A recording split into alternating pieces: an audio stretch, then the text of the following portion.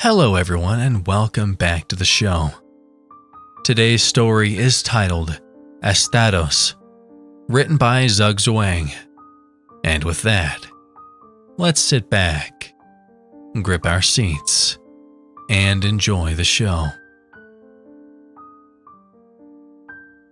What's your poison? The bartender asked me in a jovial manner, his eyes fixed on me expectantly. That's a fairly good question. What is my poison? Of course, I know exactly what the answer to such a query is, in multiple ways in fact. To start with, my poison of choice, were I to choose to partake in such ghastly endeavors such as murder, would be thallium.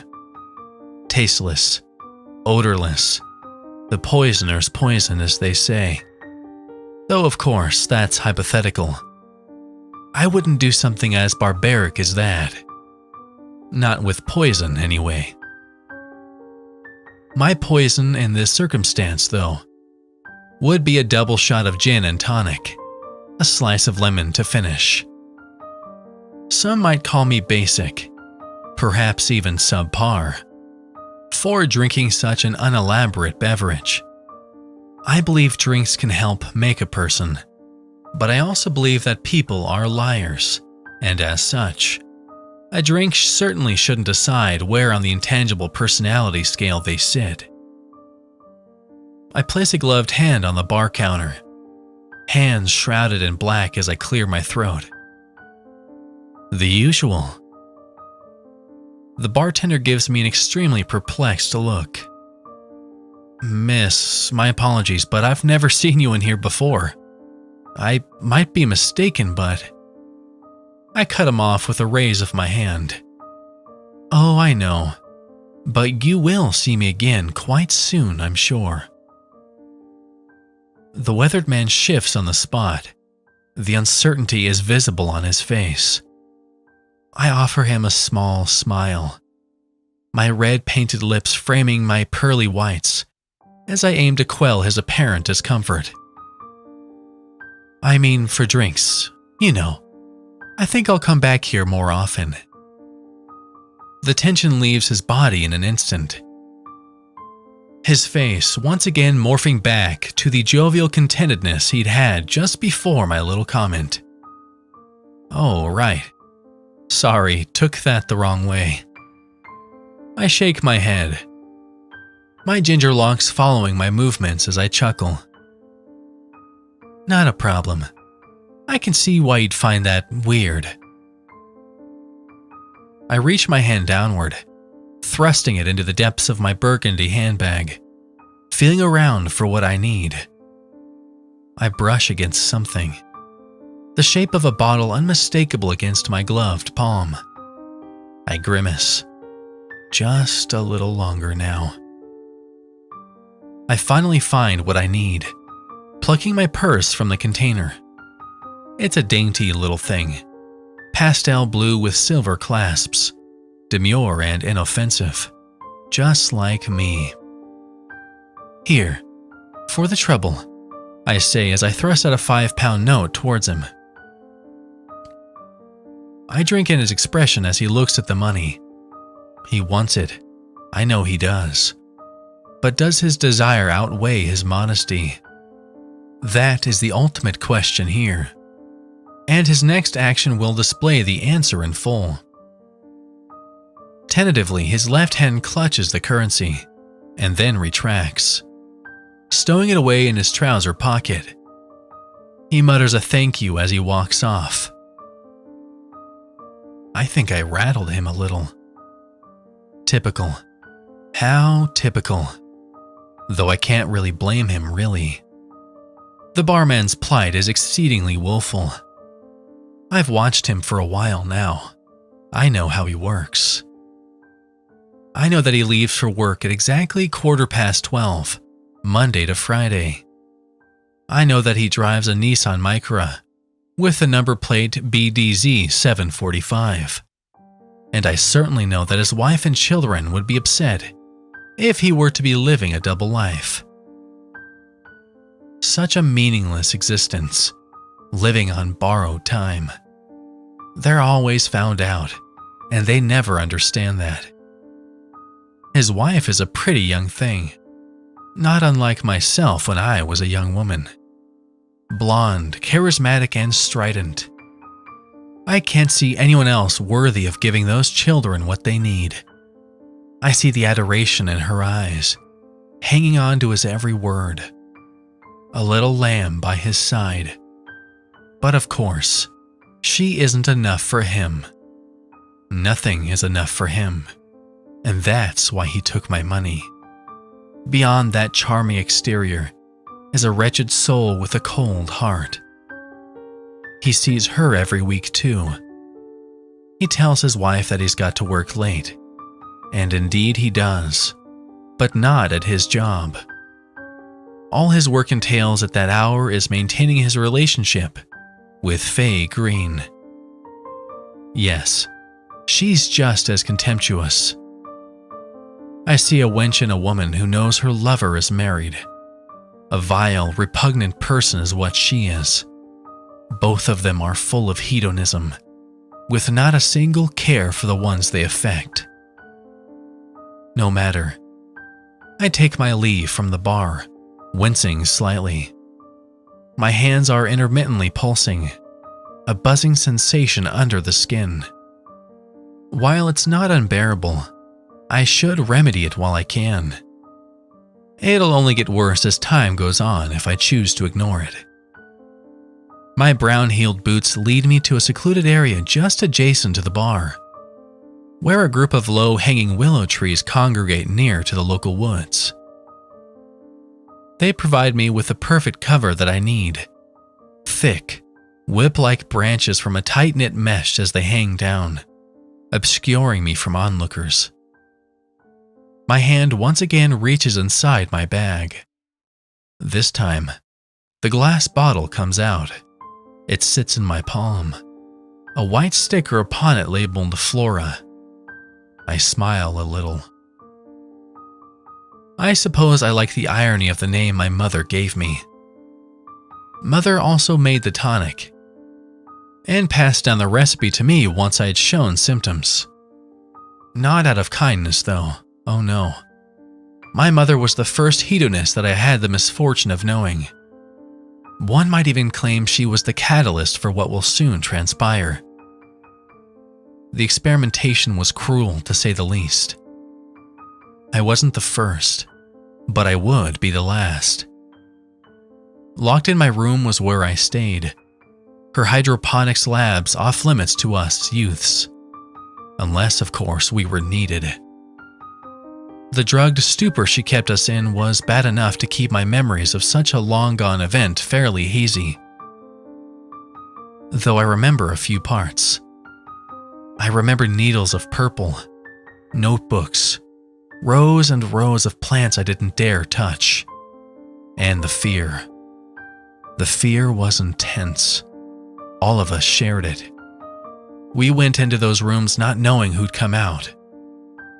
If my brothers and sisters would become twisted abominations before the day was done. And to think, she told us this was supposed to be helpful. A new step in ensuring human survival. I was the first success, and as such, she couldn't let her only promising child expire from mutation. And so here I am, 42 years old, holding the liquid that keeps me from joining my long-dead siblings, due to a sick desire to monitor my progress. It tastes rather bland, really, with a slight hint of peach. I wince once again, face pulling into a grimace as I feel the pulsing come back with a vengeance. A frown sets into my face, and I sigh. Bottoms up. I unscrew the lid of the bottle, preparing to drink the gray liquid housed inside. My hand raised to my mouth, ready to drink. I stop. No, not quite yet. I must endure this just a little longer. The pain is becoming a large obstacle, one that my dear mother made clear that she found to be a necessary setback in the onward march towards salvation. We were never allowed to know too much, never allowed to understand the inner workings of her mind. Of course, we weren't viewed as people, and as such, the woman found no issue with keeping us in the dark. I intend to do my own research soon anyway. I have spent too long trying to hide, trying to suppress my painful condition. I have felt every emotion imaginable, from bitterness to resentment, despair to rage. Surreptitiously gaining information on this particular man has not been easy, but being exposed to wanton hedonism has got me to where I am now, and I cannot overlook it. The subject of my wrath is possibly a little unorthodox. One would be quite correct in that there are several million others with a more self-serving character than the insignificant man I have chosen. Of course there are. I know this. He's just a suitable candidate to start with. A detestable person who's easy for me to find. I am so sick of the decadence. It frustrates me so much. I simply want a world full of kindness. A world full of helpful, wonderful people. Why is that objectionable?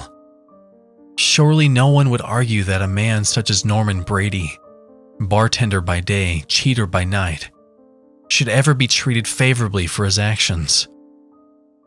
I don't know what will come of my idealistic wondering when the time finally comes, because I've never tried before. The apprehension has simply been too strong up until I met him. And oh, what's that? Whistling.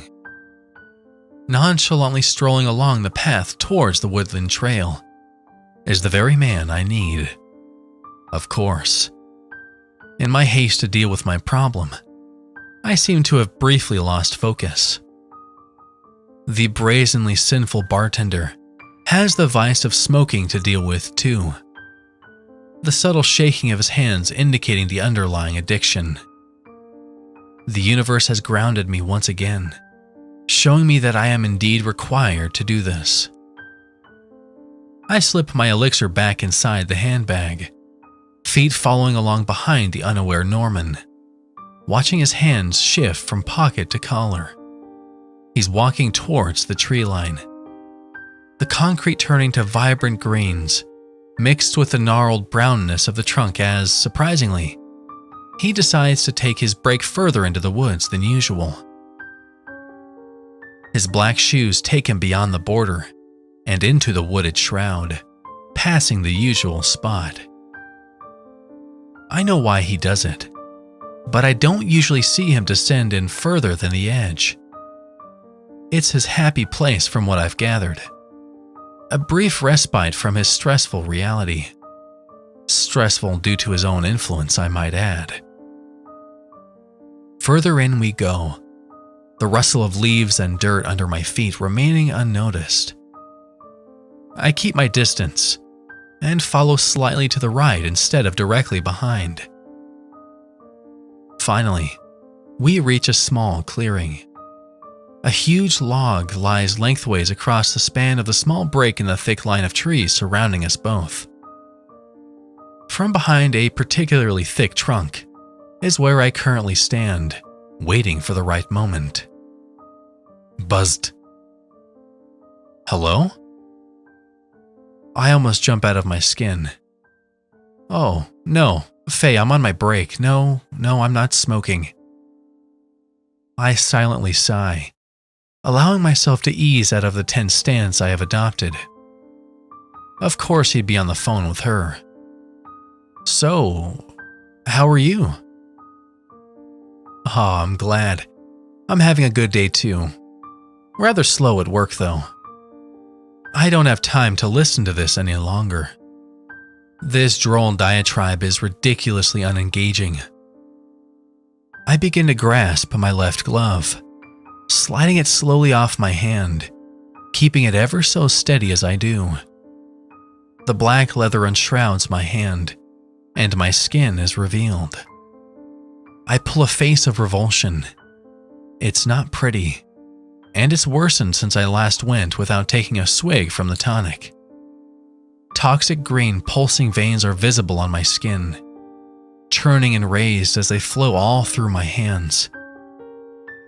Similarly colored pustules seem to bubble slightly, as they grotesquely claim the surface of my flesh, clinging like leeches. My very skin is a sickly, pale teal, stopping at the top of my wrist. The concoction I drink, the only thing preventing its advancement. The small tendrils of teal that seem to be starting to creep show me what I've been feeling already. It's growing increasingly untenable as time moves on. The other glove comes off. The state of the right no better than the left. My focus then shifts back to my environment, beginning to fully process the phone conversation meters away from me. Wait? You can't be serious. He seems elated. Well, he won't be soon. I step out of the tree line and feign a fall, crying out theatrically as I do so. He whirls around, eyes concerned instantly. I'll call you back in a second. He drops to his knees to comfort me, arms trying to find mine. I'm sprawled fairly dramatically, and he has to lift me up.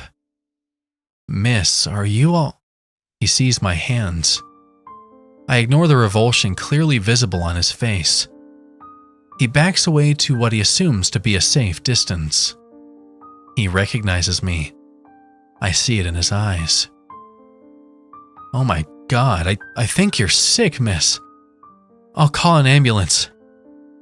I hold my hands out to him, not ashamed anymore.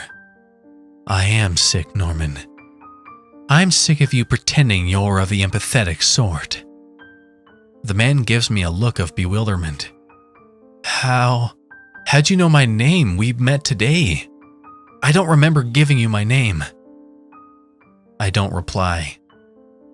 I simply thrust myself forward, arms snaking towards him. He yelps, making to run, but I'm already upon him. I pounce, throwing him to the ground with the momentum of my jump. We tussle around on the ground, a mad fight for dominance as we grapple. My hands reach around his neck, gripping it as hard as I possibly can.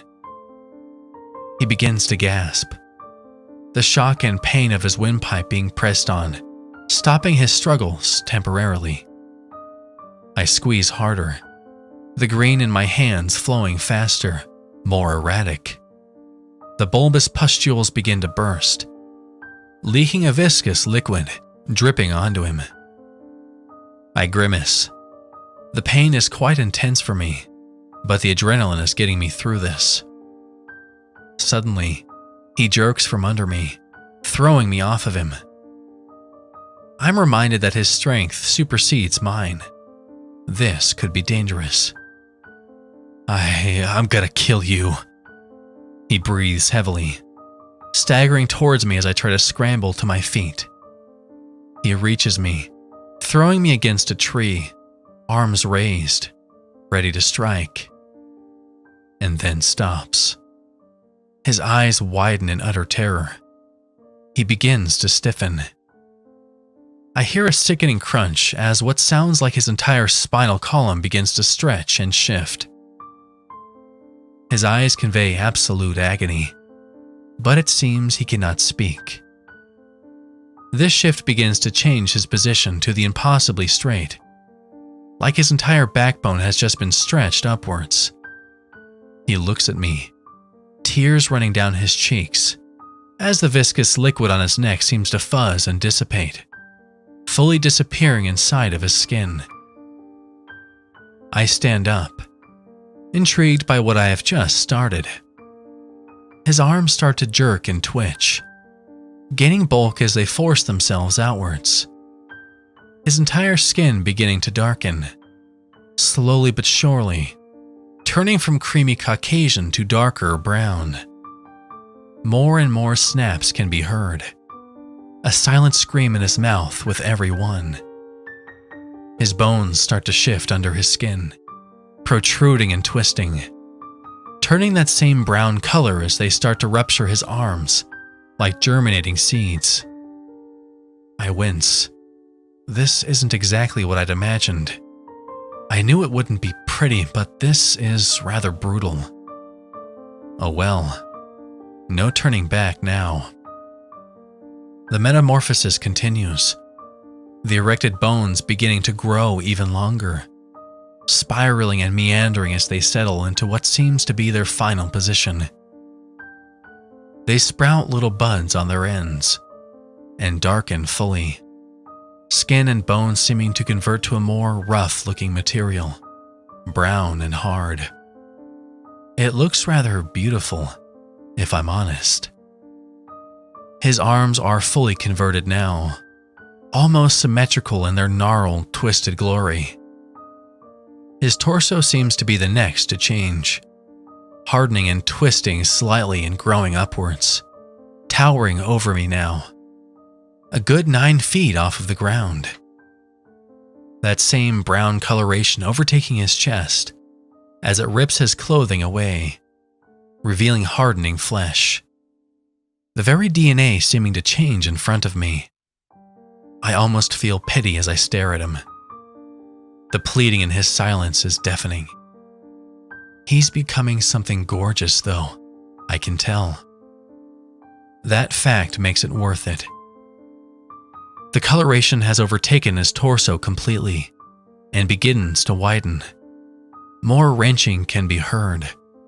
Whole structures being formed and reformed as a thicker, wider frame is being created from his midsection. I then begin to recognize that the material is bark. Oh, my mother, that sly woman, that coveted, wretched old bitch. I pace around the changing man, looking at him up and down, inspecting his every inch as I ponder to myself. It's starting to become clear now.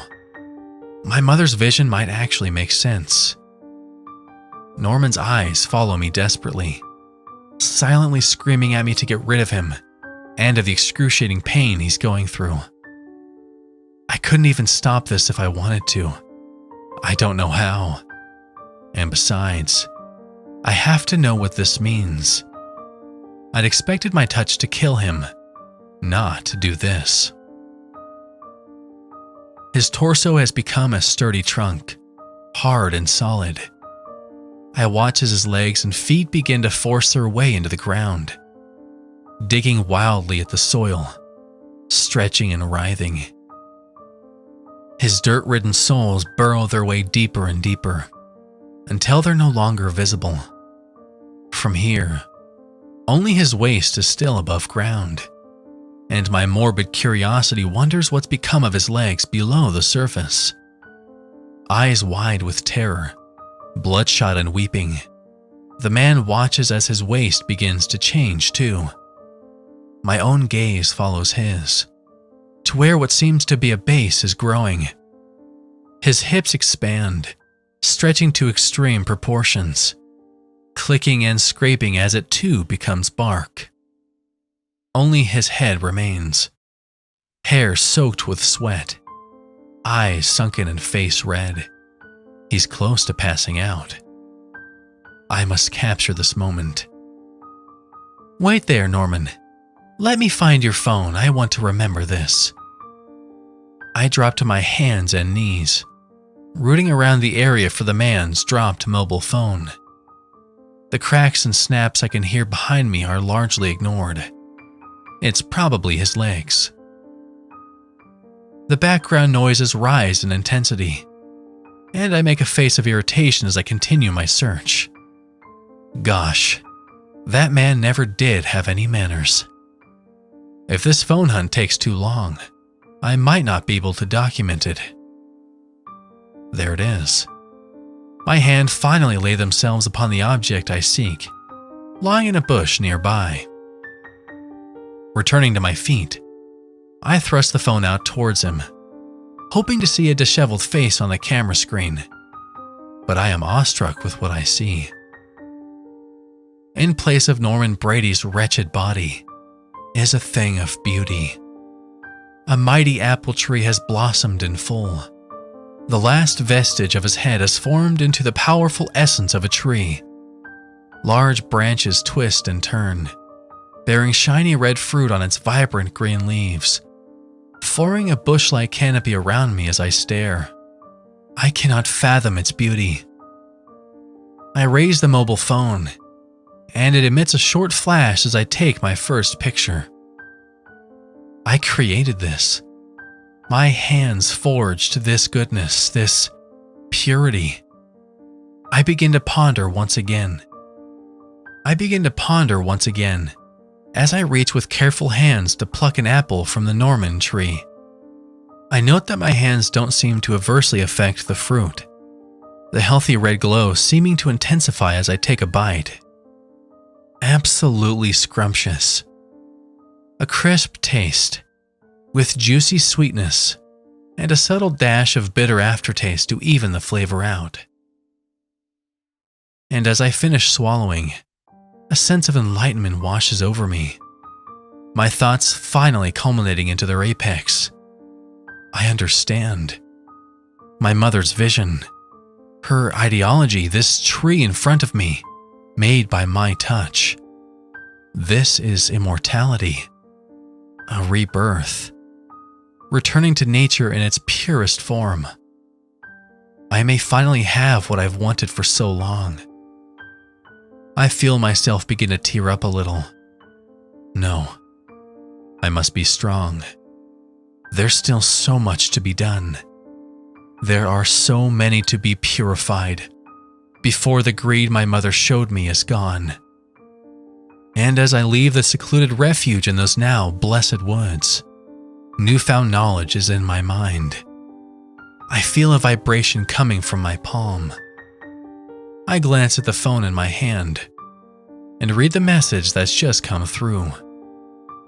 3 unanswered calls from Faye Green.